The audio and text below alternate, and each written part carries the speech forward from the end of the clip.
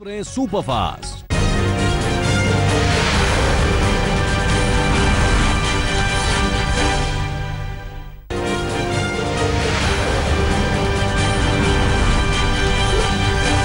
विदेश मंत्री सुषमा स्वराज ने संयुक्त राष्ट्र महासभा में पाकिस्तान के प्रधानमंत्री नवाज शरीफ के भाषण का जवाब देते हुए कहा कि जिनके घर शीशे के हों वो दूसरों पर पत्थर नहीं फेंकते। उन्होंने भारत पर लगाए गए मानवाधिकार उल्लंघन के आरोप खारिज करते हुए कहा कि पाकिस्तान में बलूचियों के साथ जो हो रहा है वो यातना की पराकाष्ठा है। मैं कहना चाहूंगी कि जिनके अपने घर शीशे के हों उन्हें दूसरों पर पत्थर नहीं फेंकने चाहिए। क्या हो रहा है बलूचिस्तान में और वो खुद क्या कर रहे हैं वहाँ। यूएन जनरल असेंबली से सुषमा स्वराज ने कहा कि कश्मीर का मुद्दा पाकिस्तान उठाता रहा है।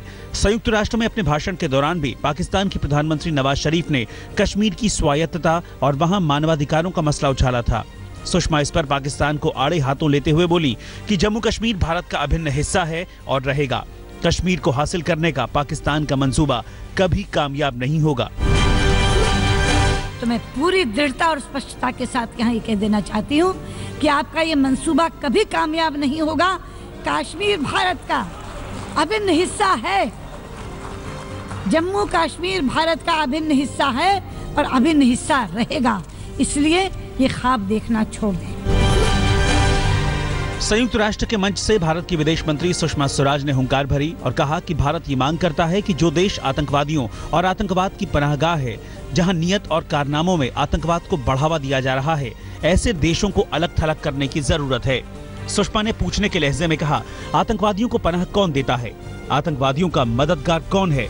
प्रतिबंधित आतंकी सरेआम जलसे करते हैं। जिसने आतंकवाद का बीज बोया उसने कड़वा फल खाया है। सुषमा ने कहा कि जिन्हें आतंकवाद को पालने का शौक है उन्हें अलग थलग करना होगा।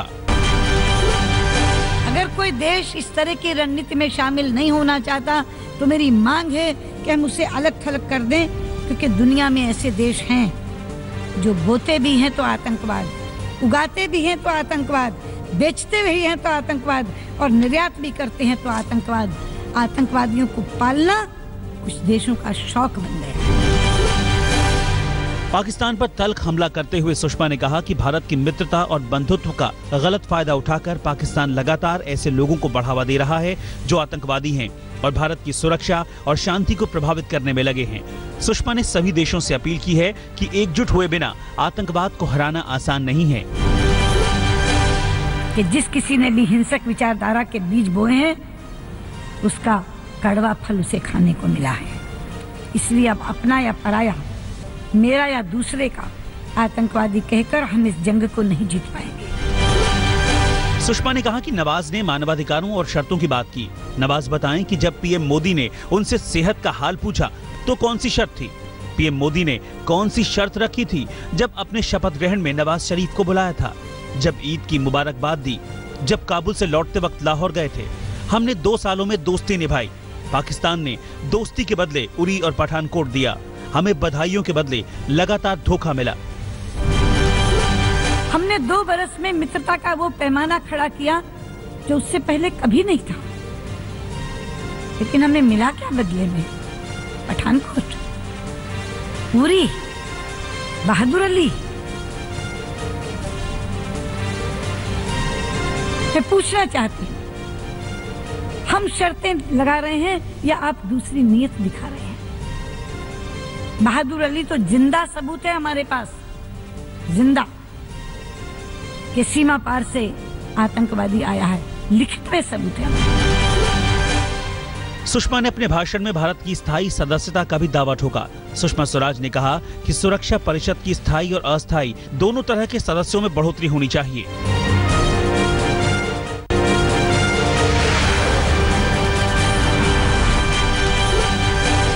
विदेश मंत्री सुषमा स्वराज के संयुक्त राष्ट्र महासभा में दिए बयान के बाद वहां बधाई देने वालों का तांता लग गया। दूसरे देशों के प्रतिनिधियों ने सुषमा के पास आकर उन्हें बधाई दी। विदेश मंत्री सुषमा स्वराज के संयुक्त राष्ट्र महासभा में दिए बयान की सोशल मीडिया पर जोरदार तरीके से तारीफ की जा रही है।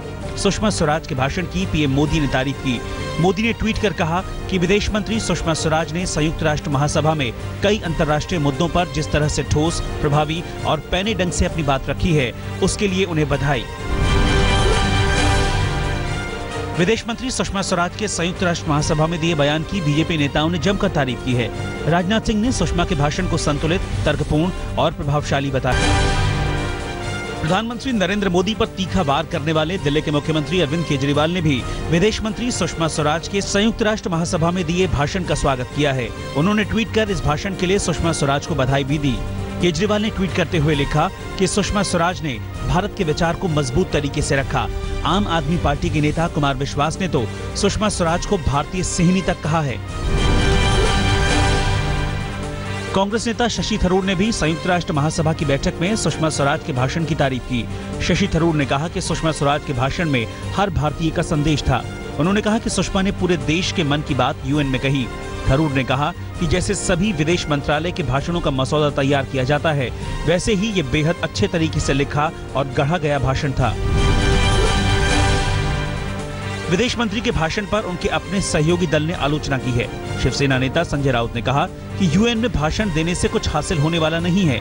नवाज शरीफ ने खुले तौर पर अपने भाषण में हमारा नाम लिया था, तो हम उनका नाम क्यों नहीं ले सकते। कांग्रेस नेता रणदीप सुरजेवाला ने ट्विटर पर लिखा, हमें यूएन में पाकिस्तान के खिलाफ कूटनीतिक और आर्थिक पाबंदी लगाने की मांग करनी चाहिए। विदेश मंत्री ने अपने भाषण में कहीं पाकिस्तान का नाम नहीं लिया। पाकिस्तान को खुले तौर पर आतंकवादी देश क्यों नहीं कहा गया।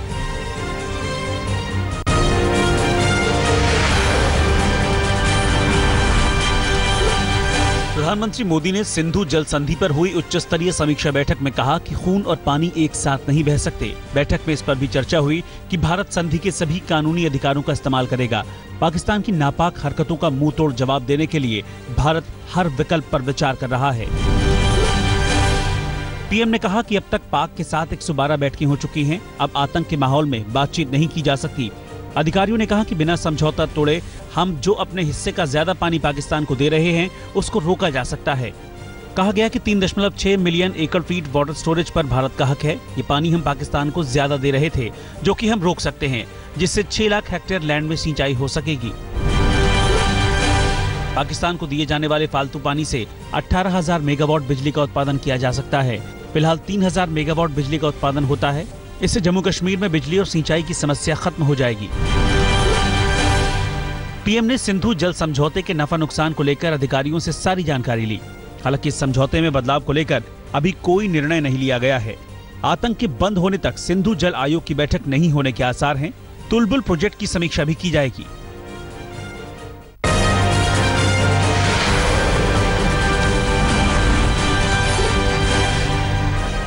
यूपी में समाजवादी पार्टी के नेता और पूर्व केंद्रीय मंत्री अशोक प्रधान पर एक युवती ने रेप और अप्राकृतिक यौनाचार का आरोप लगाया है। मामले में 6 लोगों के खिलाफ रेप और हत्या की कोशिश का केस दर्ज हुआ है। युवती के मुताबिक अशोक प्रधान ने युवती के ससुर के साथ मिलकर 11 महीने तक रेप किया। दिल्ली के मॉडल टाउन में केस दर्ज हुआ है। बाद में केस नोएडा ट्रांसफर किया गया। दिल्ली के नागलोई के सरकारी स्कूल के 2 छात्रों ने टीचर को चाकू से हमला कर मार डाला। 12वीं के दोनों छात्र वारदात के बाद से फरार हैं। दोनों 12वीं में 3 बार फेल हो चुके हैं। घायल टीचर को पास के बालाजी अस्पताल ले जाया गया, जहां डॉक्टर उन्हें बचा नहीं सके। पुणे की एक सोसाइटी में एक शख्स ने सरेआम मां बेटी को बुरी तरह से पीटा। मां बेटी ने एक पिल्ले को सोसाइटी से बाहर निकालने का विरोध किया था। पिटाई से सेजल श्रॉफ नाम की युवती का दांत टूट गया। मामले की शिकायत के बाद कोथरूड पुलिस ने आरोपी मिलिंद काले को गिरफ्तार कर 1 दिन की हिरासत में भेज दिया है। जयपुर पुलिस ने चरस सप्लाई करने के आरोप में 3 तस्करों को गिरफ्तार किया है। इनके कब्जे से 2 किलो 600 ग्राम चरस बरामद की गई है। अंतर्राष्ट्रीय बाजार में इस चरस की कीमत करीब 12 लाख रुपए बताई जा रही है। चित्तौड़गढ़ में ओरछी टोल प्लाजा के कर्मचारियों की करतूत सीसीटीवी में कैद हो गई है। टोल कर्मचारियों से विवाद के बाद बाइक सवार कुछ युवक टोल पर पहुंचे, लेकिन वहां उनके पहुंचने पर उनकी कहासुनी और बढ़ गई। विवाद के बाद हंगामा करने पर टोल कर्मचारियों ने बाइक सवार युवकों को वाहन से रौंदने की कोशिश की। गौतम बुद्ध नगर के जिला कारागार में एक कैदी की गमछे से लटकी लाश मिली है। महोबा के राकेश को हत्या के मामले में 10 साल की सजा मिली थी और उसे इसी जेल में रखा गया था। बताया जा रहा है कि कैदी राकेश से मिलने कोई उसका परिजन नहीं आता था, जिस वजह से वो काफी डिप्रेशन में था। बरेली के थाना फतेहगंज के सिपाही नईम और उसकी पत्नी पर 8 साल की बच्ची से जबरन घर में काम कराने का आरोप लगा है। दोनों 8 साल की बच्ची को बंधक बनाकर उससे काम करवाते थे। काम नहीं करने पर सिपाही उसे गर्म चिमटे से पिटाई करता था। मामले में पुलिस वाले और उसकी पत्नी के खिलाफ केस दर्ज कर लिया गया है।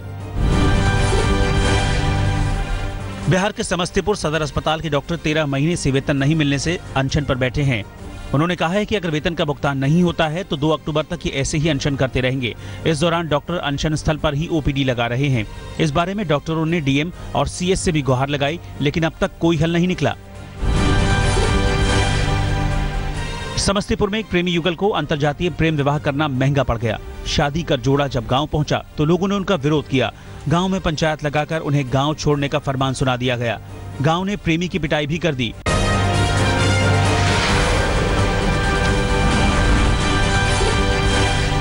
ऐतिहासिक टेस्ट में भारत ने न्यूजीलैंड को 197 रन से हराकर बड़ी जीत हासिल की है। पहले टेस्ट में न्यूजीलैंड को हराकर भारत ने सीरीज में 1-0 की बढ़त बना ली है। रविंद्र जडेजा को मैन ऑफ द मैच चुना गया। जडेजा ने मैच में कुल 6 विकेट लिए और 92 रन बनाए। सीरीज का दूसरा टेस्ट शुक्रवार से कोलकाता में खेला जाएगा। भारतीय टेस्ट टीम में गौतम गंभीर की वापसी हो सकती है। चोटिल केएल राहुल की जगह टेस्ट टीम में बतौर ओपनर गौतम गंभीर शामिल हो सकते हैं। आज बेंगलोर में फिटनेस टेस्ट देने की उम्मीद है। टीम मैनेजमेंट ने गंभीर को तैयार रहने को कहा है। बार इंग्लैंड के खिलाफ टेस्ट मैच खेला था। कुंबले ने बोर्ड से गंभीर को विकल्प के तौर पर रखने को कहा है। बीसीसीआई में सुधारों पर लोढ़ा कमेटी आज सुप्रीम कोर्ट में अपनी रिपोर्ट सौंप सकती है। सुधारों को लागू करने पर बोर्ड के साथ गतिरोध जारी है।